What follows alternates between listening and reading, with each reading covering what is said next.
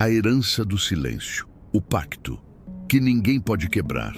O que você faria se o som mais aterrorizante da sua vida não fosse um grito, mas um sussurro? E se esse sussurro não viesse de um estranho na escuridão, mas do sangue que corre nas suas veias, uma voz ancestral e insistente que só você pode ouvir todas as noites, desde que você tem memória? Esta é a pergunta que assombra Lucas desde a infância.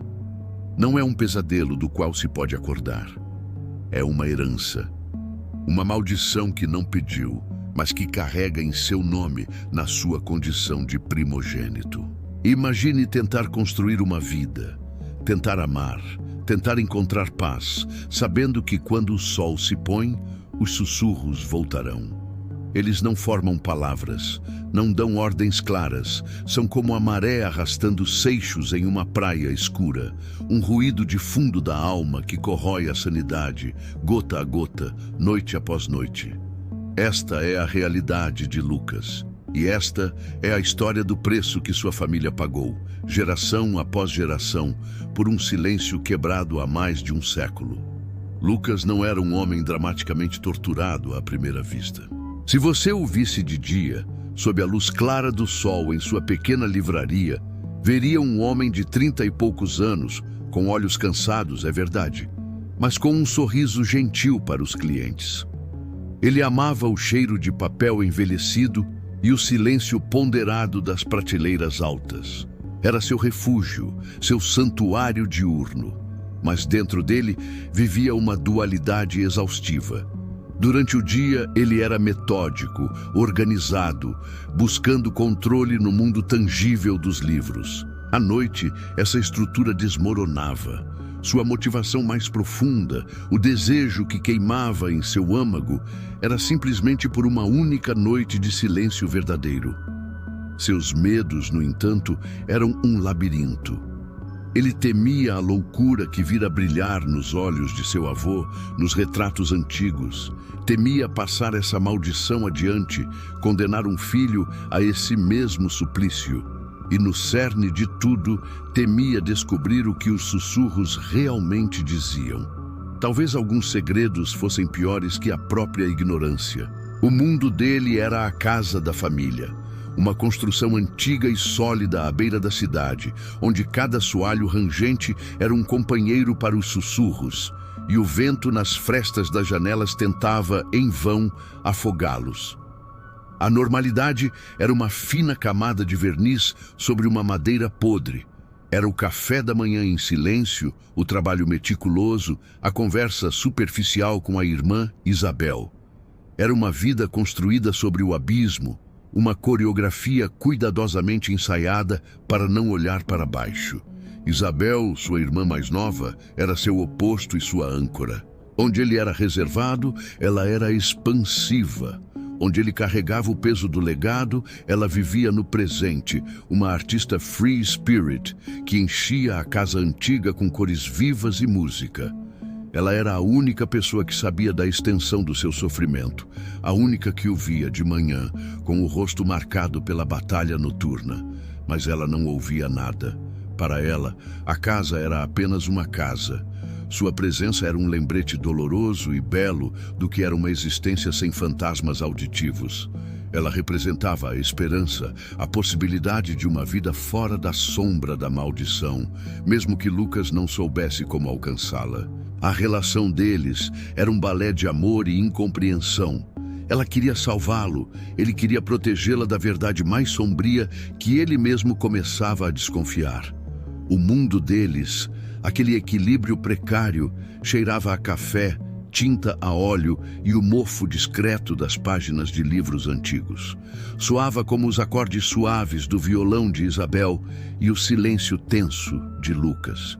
Era uma vida de tréguas diurnas e guerras noturnas, até que o incidente incitante chegou, não como um estrondo, mas como um envelope desbotado.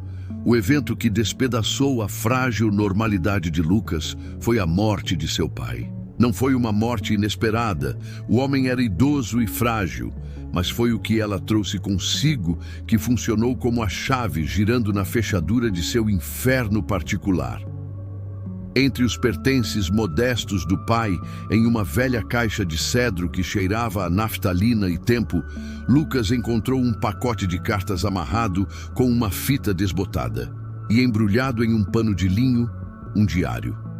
A capa era de couro gasto e na primeira página uma caligrafia firme e antiquada anotava uma data: 14 de agosto de 1898. Abaixo da data, uma única linha, sublinhada com força, como se a pena tivesse quase rasgado o papel.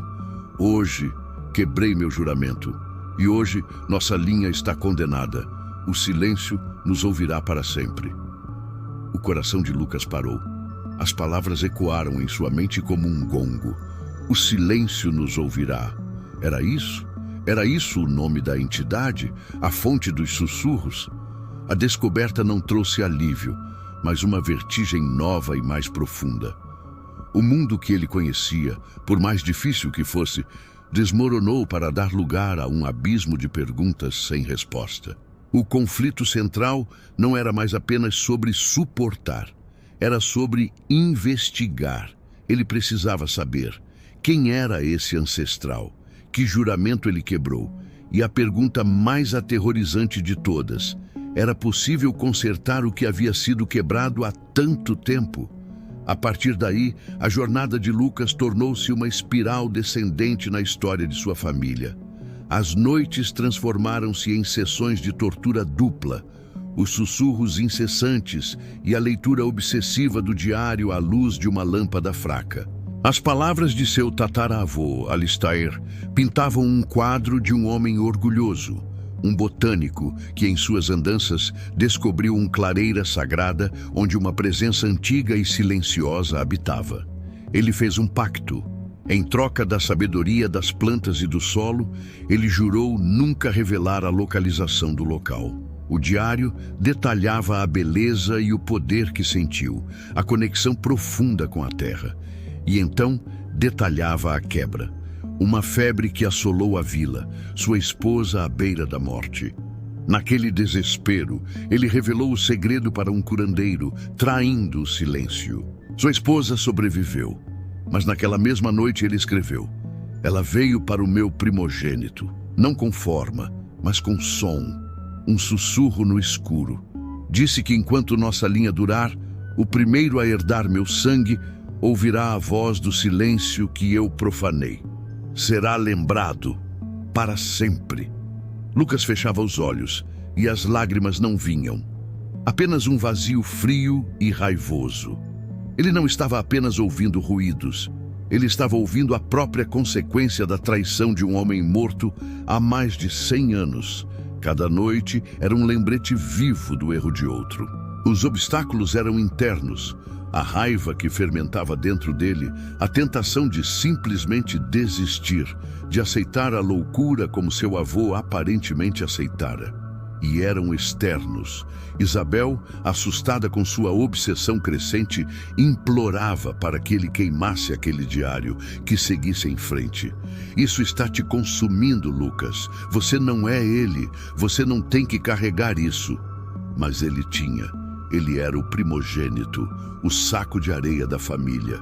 E é aqui, bem no centro desta tempestade, que faço uma pausa para olhar para você. O que você está sentindo agora? Conforme a história de Lucas se desenrola, o que ecoa dentro de você? É uma angústia apertando seu peito, uma centelha de esperança teimosa, ou aquele frio reconhecimento de que todas as famílias carregam seus próprios silêncios, suas próprias maldições não ditas? Comente abaixo com uma única palavra que capture a emoção que esta narrativa despertou em você. Solidão, fé, injustiça, vínculo. Sua experiência, sua própria história, se entrelaça com a de Lucas agora. E eu preciso perguntar, o que você faria no lugar dele? Saber a origem do seu sofrimento o libertaria ou o prenderia ainda mais? A decisão que se aproxima, a que ele será forçado a tomar, é a mais difícil de todas, porque não se trata mais de ouvir, mas de responder. O clímax chegou em uma noite de tempestade. Os ventos uivavam, As árvores se debatiam contra a casa e os sussurros dentro da cabeça de Lucas estavam mais altos do que nunca. Uma cacofonia ensurdecedora de vozes sobrepostas, como se todos os primogênitos antes dele estivessem gritando em uníssono dentro de seu crânio. Ele estava no sótão, cercado pelas anotações de Alistair, mapas antigos e a terrível compreensão do que precisava ser feito. O pacto foi quebrado com uma palavra. Talvez só pudesse ser reparado com outra. Mas que palavra? O diário mencionava o local, a clareira do sussurro perdido. Ele havia encontrado o lugar no mapa. Mas o que fazer lá? Isabel subiu, seu rosto pálido de preocupação. Lucas, por favor, desce. Isso não é saudável. Ele a olhou e pela primeira vez não viu uma estranha, mas a irmã que nunca seria assombrada, a linha que poderia continuar sem o fardo. A vida que valia a pena ser salva. Uma calma sobrenatural desceu sobre ele. Ele se levantou, ignorou os sussurros, abraçou Isabel com uma força que a surpreendeu. "Vou acabar com isso", sussurrou ele no ouvido dela. E então ele fez algo que nenhum primogênito antes dele teve a coragem de fazer. Ele encheu os pulmões e, direcionando sua voz para o canto mais escuro do sótão, para o próprio ar que carregava o peso da maldição, ele não gritou. Ele sussurrou de volta. 3 palavras. Uma frase que não era de desafio, mas de aceitação. Uma frase que carregava todo o seu cansaço, seu perdão por Alistair e seu amor por Isabel. O som que saiu de seus lábios foi tão suave quanto o dos próprios sussurros, mas cortou através deles como uma lâmina. O silêncio que se seguiu foi a coisa mais aterrorizante e mais bonita que Lucas já experimentou. Era um vácuo, um vazio absoluto de som dentro de sua mente. A tempestade lá fora ainda rugia, mas dentro dele havia paz. A poeira baixou lentamente. Nos dias que se seguiram, Lucas era um homem transformado. A paz trouxe consigo uma fadiga profunda, como a de um soldado que volta para casa após uma guerra longa. Ele e Isabel nunca mais falaram sobre o que aconteceu no sótão. As palavras que ele disse morreram com ele e com o silêncio. A casa ainda era a mesma, mas o ar dentro dela era mais leve. Os sons do dia, os pássaros, o tilintar dos copos, a música de Isabel ganharam uma clareza cristalina, sem a constante ameaça do crepúsculo. Não houve um final perfeitamente feliz. Havia uma tristeza pela infância roubada, pelos anos de sono perdidos, pelo avô que se perdeu na escuridão. Mas havia uma verdade dura e redentora. Ele havia quebrado o ciclo. A maldição não era sobre o silêncio ser uma punição, mas sobre a incapacidade de se comunicar com ele, de enfrentá-lo. O tema não era o perdão de uma entidade, mas o auto-perdão de uma família. A aceitação de sua própria história, sombra e luz. A vida seguiu, não sem suas marcas, mas com a possibilidade de um amanhecer que não era apenas o fim de uma tortura, mas o início de um novo dia. Esta história nos lembra que as heranças que carregamos não são apenas de bens ou de traços físicos. Herdamos dores não curadas, segredos não ditos, pactos quebrados de gerações passadas. E frequentemente passamos nossas vidas apenas ouvindo os sussurros dessas feridas, sem nunca nos voltarmos para elas e oferecermos a palavra que precisam ouvir. Seja ela perdão, aceitação ou simplesmente um chega. A jornada de Lucas é um espelho para as maldições silenciosas que nós mesmos carregamos. Os sussurros que ouvimos podem não ser literais, podem ser as vozes do "nunca é bom o suficiente", do "você é igual ao seu pai", da "nossa família sempre foi assim". Esta narrativa nos questiona. O que você está ouvindo no silêncio da sua própria noite? E qual é a palavra corajosa, talvez a mais difícil que você já pronunciou, que você precisa sussurrar de volta para encontrar a sua própria paz? Obrigado por ter embarcado nesta jornada sombria e, no final, esperançosa comigo. Se esta história tocou algo em você, se ressoou com alguma sombra ou luz da sua própria vida, então ela cumpriu seu propósito. Faça parte da nossa comunidade de corações que buscam entender as complexidades da vida.